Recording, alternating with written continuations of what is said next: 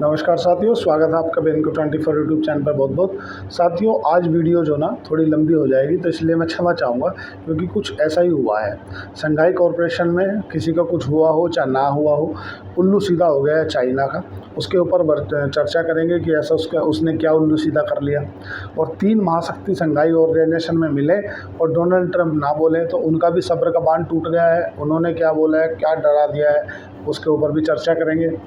आज भारत की तरफ से ऐसी कौन से ऐलान हो गए हैं जिसको लेकर के पॉजिटिव खबर है कि भाई टेक्सटाइल को लेकर के एक पॉजिटिव खबर है, उसकी चर्चा कर लेंगे। और शुगर इंडस्ट्री को लेकर के एक पॉजिटिव खबर है, उसके ऊपर भी चर्चा कर लेंगे। जीएसटी काउंसिल की जो बैठक है वो अभी चालू होने वाली है, 3 दिवसीय। उसमें जो कुछ सेक्टर हैं उनको लेकर के 2 स्लैब में बदला जा रहा है, उस पर एक चर्चा करेंगे। कुल मिला के पूरी वीडियो का कंक्लूजन जानेंगे कि ऑल ओवर रहा क्या।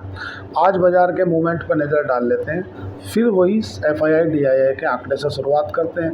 जो विदेशी संस्थागत निवेशक है उन्होंने कल जो है 2280 करोड़ रुपए की खरीदारी की, लेकिन ये मजबूरी वाली खरीदारी है, मजबूती वाली खरीदारी नहीं है। डीआईआई मतलब घरेलू संस्थागत निवेशकों ने 4000 करोड़ रुपए की खरीदारी की, लेकिन जो डीआईआई है वही बाजार को संभाल रहे हैं। जो चांदी है, लोगों की चांदी कर दी है। चांदी 1,25,000 पे आ गई है, मतलब 1.25 लाख ही हो गई है चांदी। सोने का जो भाव है आज की डेट में 1,06,000 पे हो गया है। सोना भी लाइफ हाई बनाया है और चांदी ने भी 14 साल के सबसे उच्चतम स्तर को छू लिया है।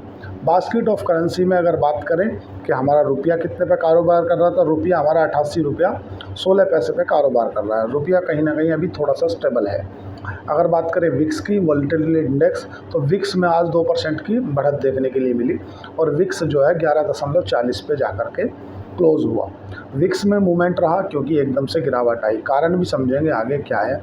अगर बात करें डॉलर की, तो डॉलर 97.82 पे बना हुआ है और जो क्रूड ऑयल है, क्रूड ऑयल में 2% की तेज़ी देखने के लिए मिली है। $69 प्रति बैरल पे क्रूड ऑयल पहुंच गया है। बात करें सोने की, वो हमारे अगर बात करें बिटकॉइन की, तो बिटकॉइन 1,10,430 अमेरिका यूएस डॉलर के भाव हैं, ये उतने पे कारोबार कर रहा है। निफ्टी की बात करें तो निफ्टी आज 45 पॉइंट टूट करके 24,579 पे बंद हुआ। सेंसेक्स की बात करें तो 206 पॉइंट टूट गया। 206 पॉइंट टूटने के बाद तुम्हारा सेंसेक्स 80,157 पे बंद हुआ। बैंक निफ्टी की बात करें तो 341 पॉइंट टूट गया। इसे तो बहाना चाहिए गिरने के लिए, गिरने में सबसे नीचे रहता है। 53,661 पे जाके क्लोज हुआ। निफ्टी फार्मा में 59 पॉइंट की गिरावट देखने के लिए मिली। निफ्टी ऑटो भी 76 पॉइंट कमज़ोर रहा। अगर बढ़ने वाले इंडेक्सेस देखें तो जिस तरह से आपको मालूम है कि भाई अभी जीएसटी काउंसिल की बैठक चलने वाली है, तो कंजप्शन से रिलेटेड जो स्टॉक हैं उनके अंदर मूवमेंट दिखा।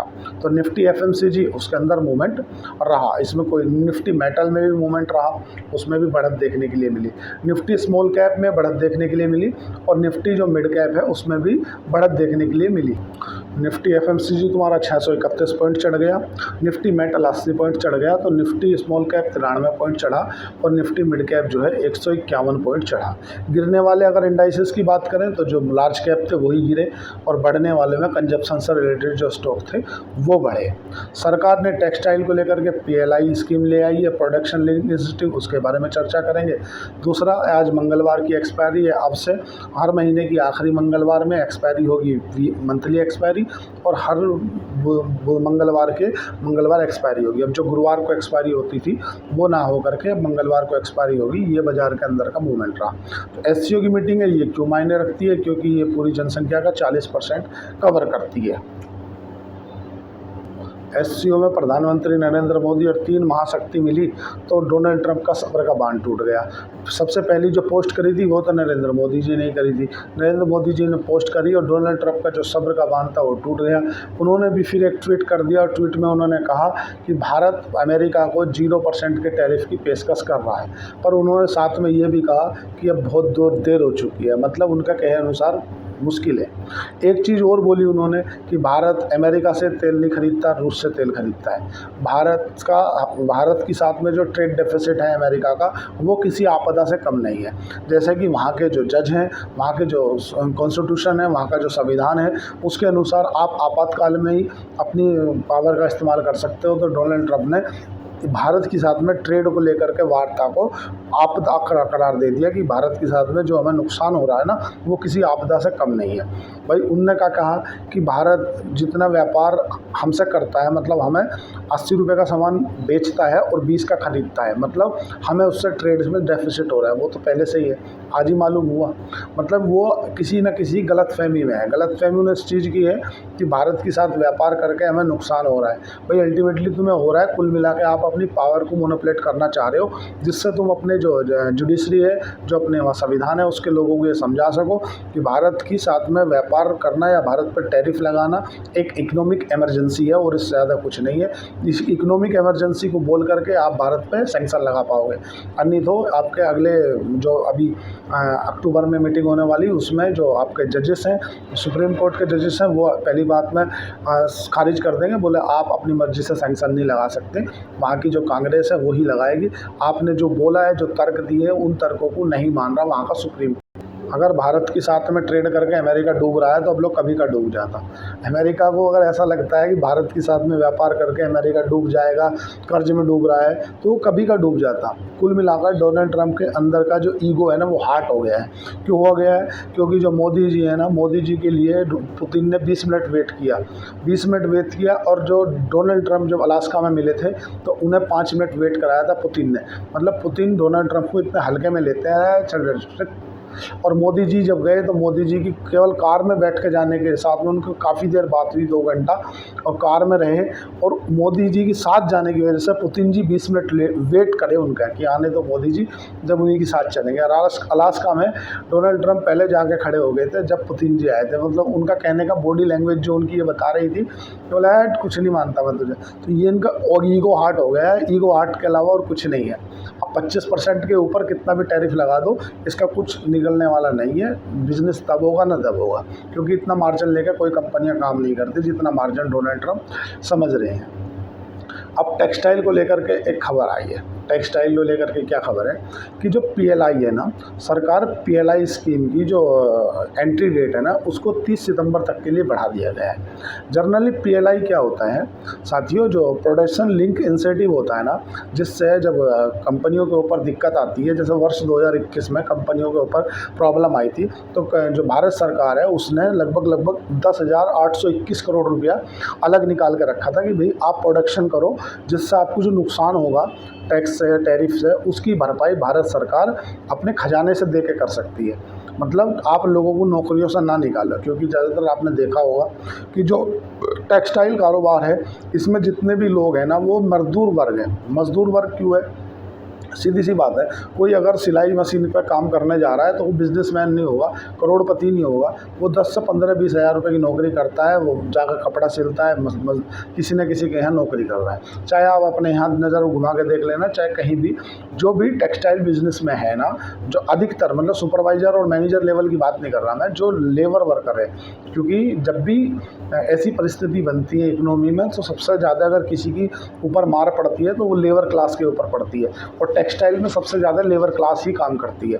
तो सरकार को जो ज़्यादा चिंता है वो लेबर क्लास की है कि यार अगर इनका कुछ नहीं किया गया तो इनकी नौकरियां चली जाएंगी, नौकरी चली जाएंगी तो एक आदमी से 4 आदमियों का परिवार पलता है। तो सरकार ने जो पीएलआई इंसेंटिव लिंक है ना, उसको लेकर के ये 30 सितंबर तक के लिए बढ़ा दिया है। दूसरा जो प्लास्टिक है, फाइबर है, कॉटन है, या जो कपड़े के अंदर रॉ मटेरियल लगता है ना, उसके ऊपर जो ड्यूटी है ना, उसको भी ख़त्म कर दिया सरकार ने।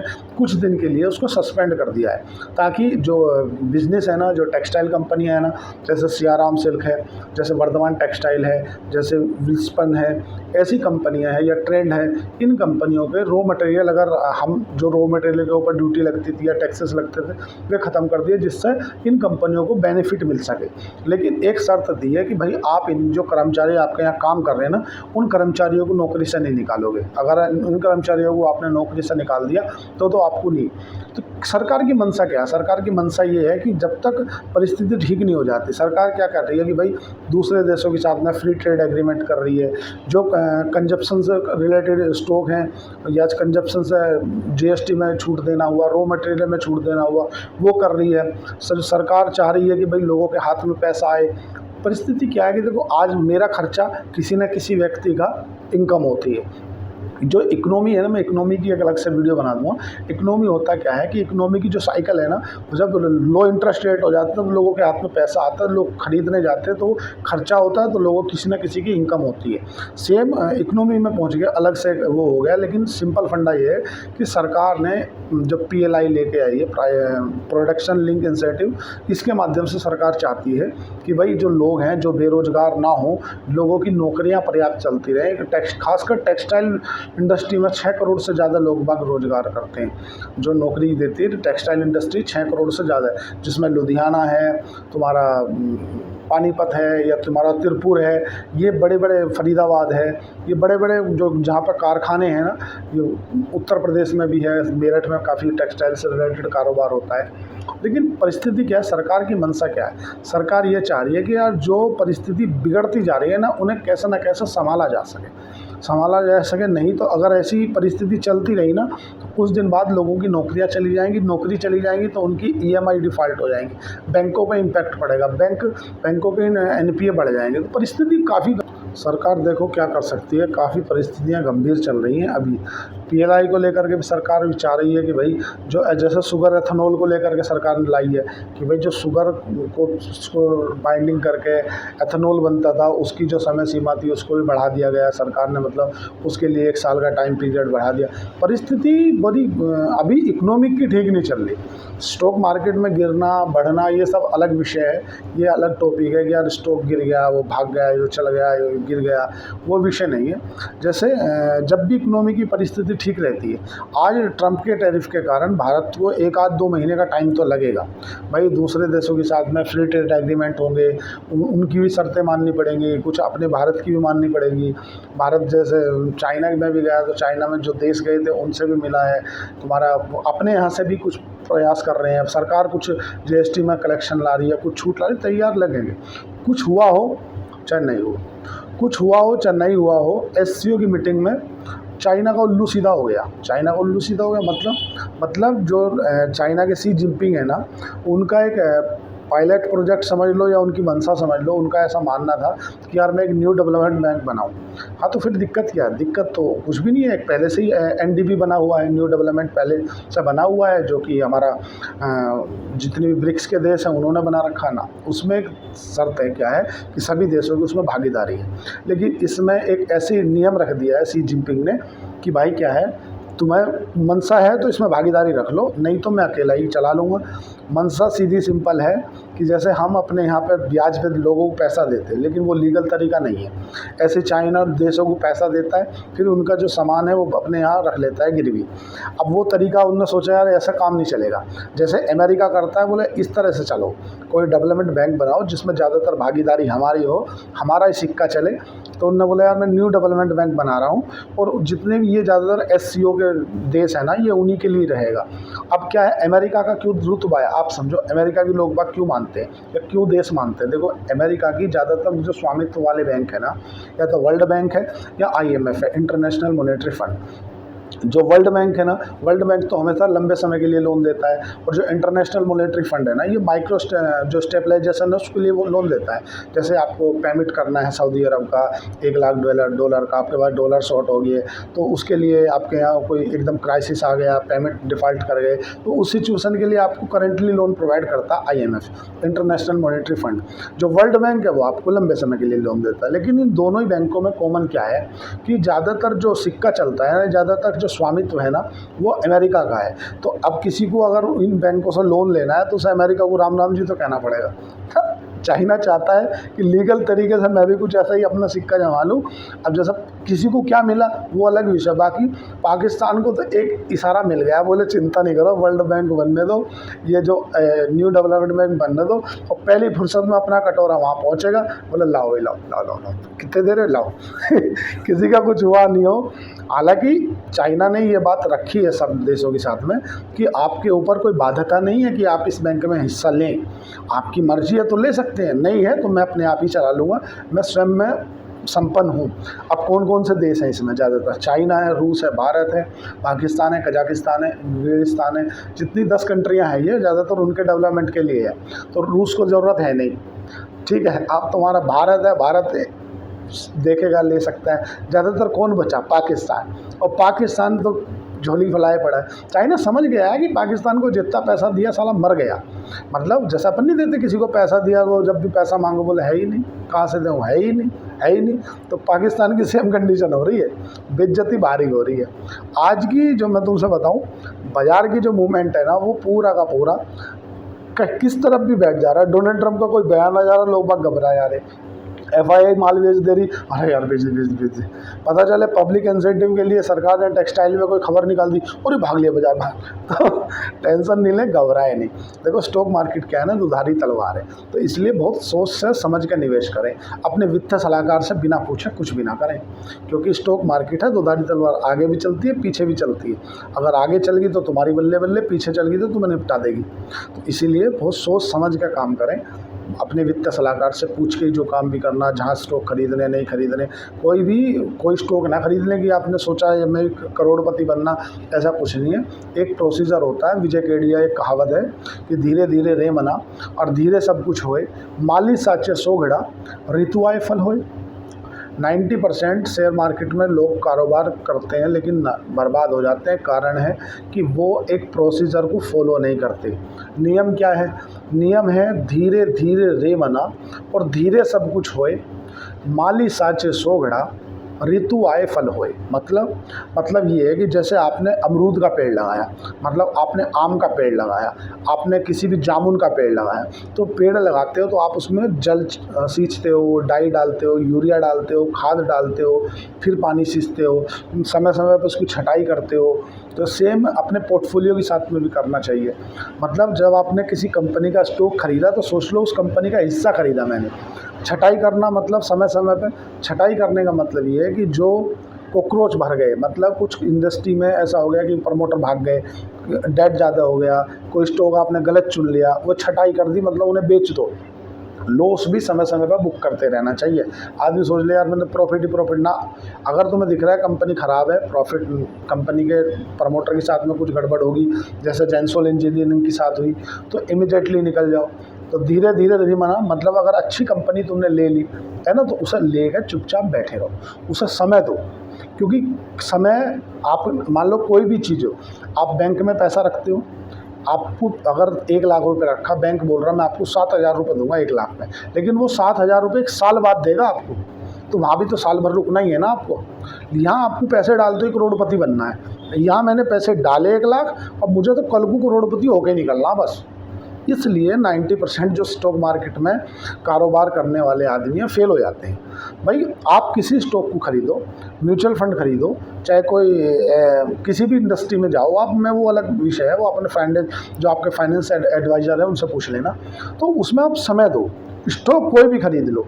एक इतिहास रहा है कि जो 90% लोग हैं जिन्होंने स्टॉक को रखे होल्डिंग करी है उसकी, साल भर, 6 महीने, 2 महीने, 6 महीने, वो कभी स्टॉक में लॉस में नहीं रहे। भाई अल्टीमेटली आप देखो कंजप्शन तो बढ़ ही रहा है ना लोगों का, खा तो रहे हैं ना, साबुन, सरफ, तेल, साबुन तो लगी रही, कपड़े तो पहन ही रहेंगे ना, अपने देश की जनसंख्या तो बढ़ ही रही है ना, तो भाई कंजप्शन बढ़ेगा, तेल साबुन मंजिल सब बिकेगा, GDP चलेगी, 7% की दर से बढ़ेगी, लेकिन धीरे धीरे। ऐसा नहीं कि यार आज तो तुमने 1 लाख डाले और कल तुम्हें 3 लाख निकालने, बस अब तो कुछ भी होगा करोड़पति बन के निकलना। भाई तुम तो सिंपल फंडा समझो ना, तुमने 1 लाख डाले, तुम्हें 10% मान लो, 8% मान लो, तुम इंडस्ट्री का या इंडेक्स का, निफ्टी का 12% का जब से बना तब अब तक का एवरेज देख लो कितना भी गिरा है। ये इससे पाकिस्तान के साथ कन्फ्लिक्ट भी बढ़ गया, अमेरिका के साथ भी बढ़ा, चाइना के साथ बढ़ा, ये सब चलता रहेगा। स्टॉक मार्केट में लंबे समय के लिए बनो, ऐसा नहीं कि आज डाला कर करोड़पति बनना ना।